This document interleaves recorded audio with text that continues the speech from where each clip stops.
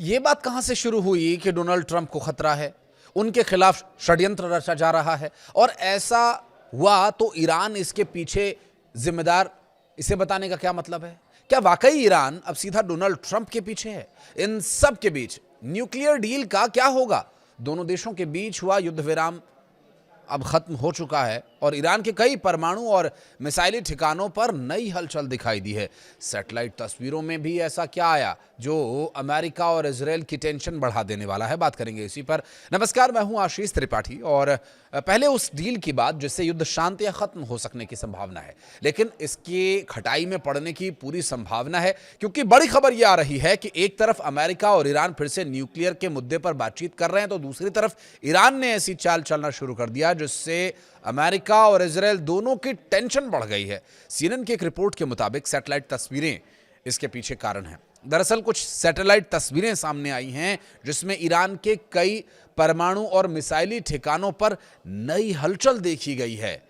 तस्वीरें इशारा करती हैं कि हालिया अमेरिकी और इजरायली हमलों के बाद ईरान अपने कुछ संवेदनशील ठिकानों को दोबारा तैयार करने में जुटा हुआ है।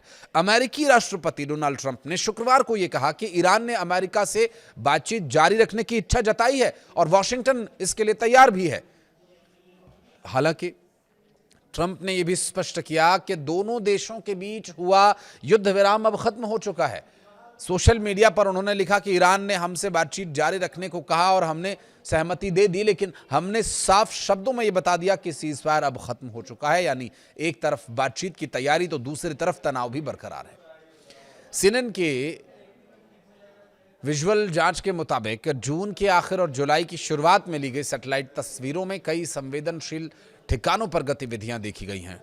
सबसे ज्यादा हलचल पारचिन सैन्य परिसर के तालेगान 2 इलाके में नजर आई। एक्सपर्ट्स का यह मानना है कि पहले यहां परमाणु हथियारों से जुड़े कार्यक्रम और उनसे जुड़ा सामान रखा जाता था। 22 जून और 7 जुलाई की तस्वीरों की तुलना करने पर पता यह चला कि जिन हिस्सों को अमेरिकी और इजरायली हमलों में नुकसान पहुंचा था, वहां पुनर्निर्माण और मरम्मत का काम शुरू हो गया है। तो ये टेंशन इजरायल और अमेरिका के लिए हो गई है। अब इस रिपोर्ट में पिकैक्स माउंटेन का भी जिक्र हुआ है और जिसे ईरान का संभावित अंडरग्राउंड परमाणु ठिकाना माना जाता है। 21 जून की सैटेलाइट तस्वीरों में वहां सुरंगों के अंदर और बाहर कई वाहनों की आवाजाही दिखाई दी है और इससे अटकलें यह लगाई जा रही हैं कि ईरान अंडरग्राउंड फैसिलिटीज को फिर से सक्रिय करने की कोशिश कर रहा है। और इन सब के बीच न्यूयॉर्क पोस्ट को दिए गए एक इंटरव्यू में ट्रंप ने कहा कि मैं काफी समय से उनके निशाने पर हूं और अगर मेरे साथ कुछ होता है तो मैंने ऐसे हमले के निर्देश दिए हैं जैसा ईरान ने पहले कभी ना देखा हो। इजराइल ने हाल ही में अमेरिका के साथ एक खुफिया सूचना साझा की थी। हालांकि अमेरिका प्रशासन अब तक इस दावे की स्वतंत्र पुष्टि भी नहीं कर पाया है। व्हाइट हाउस ने इस पूरे मामले में ट्रंप के नाटो सम्मेलन के दौरान दिए गए बयान का हवाला दिया, जिसमें उन्होंने कहा था कि वो ईरान की किल लिस्ट में सबसे ऊपर है, उनकी हर सूची में है। ट्रंप का दावा है कि वो इसकी परवाह नहीं करते। वहीं वो कह रहे हैं कि जो दुनिया के लिए सही है वही वो कर रहे हैं। राष्ट्रपति का पद ही जोखिम भरा होता है।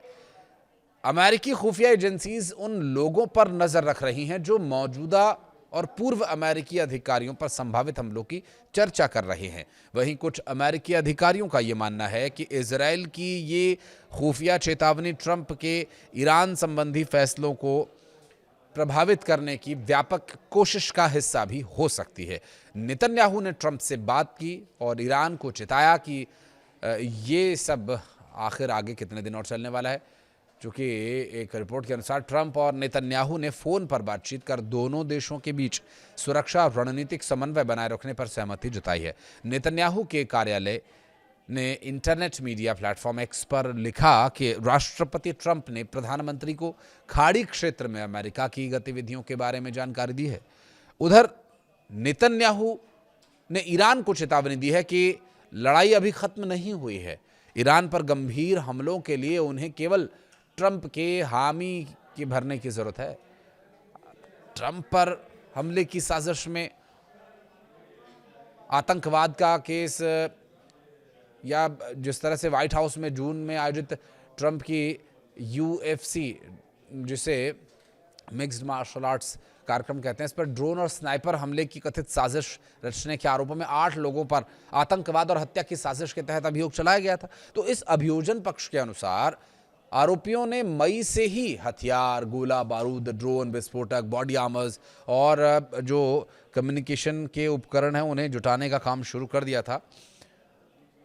जबकि इस तरह की परिस्थितियों से निपटने के लिए डोनाल्ड ट्रंप की सुरक्षा में लगे सुरक्षा अधिकारी तो पूरी तरह से अलर्ट रहते ही हैं, लेकिन एक तरफ जो परमाणु हथियारों को लेकर के, परमाणु समझौते को लेकर के चर्चा चल रही है, तो वहीं इस तरह की चर्चाओं के बीच डोनाल्ड ट्रंप को जिस बात की आशंका है, ईरान की तरफ से ऑफिशियली अब तक कुछ भी ऐसा नहीं कहा गया है। और जाहिर है, हालांकि इस तरह के मामलों में ईरान की तरफ से पहले भी खुले और साफ शब्दों में जो कहा गया वही किया गया।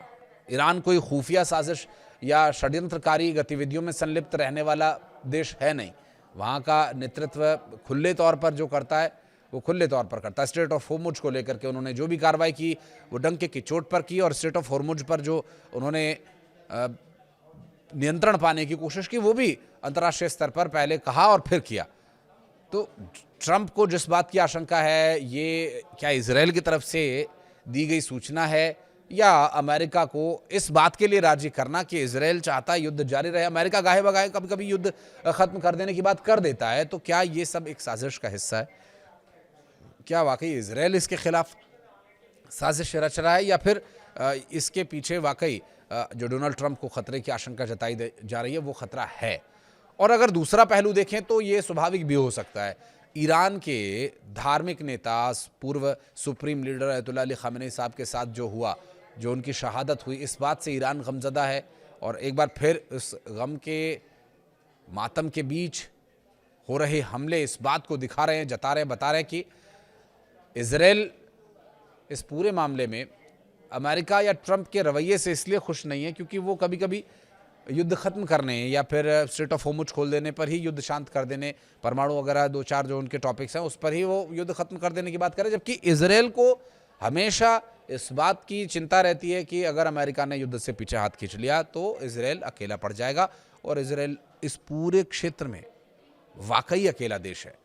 और ये बात और ये चिंता इजराइल प्रशासन को कहीं ना कहीं डरा रही हो सकती है, या फिर इस युद्ध को लेकर के कोई और रणनीति अब इजराइल बनाने वाला है, क्योंकि डोनाल्ड ट्रंप को दी गई वो यही सूचना थी कि उनके खिलाफ साजिश रची जा रही है, उन पर निशाना है ईरान का, जबकि ईरान की तरफ से अभी भी इस बारे में कोई भी स्पष्ट जानकारी नहीं दी गई है। आगे क्या स्थिति होती है ये देखने का विषय होगा, लेकिन इस बीच सबसे महत्वपूर्ण बात है स्ट्रेट ऑफ होर्मुज, जो कि अमेरिका को शांत रखने या अमेरिका के द्वारा हमला जारी रखने के बीच एक कारण हो सकता है। स्ट्रेट ऑफ होर्मुज पर जब भी ईरान का नियंत्रण रहा है तो अमेरिका बौखलाया और अमेरिका ने हमले किए हैं।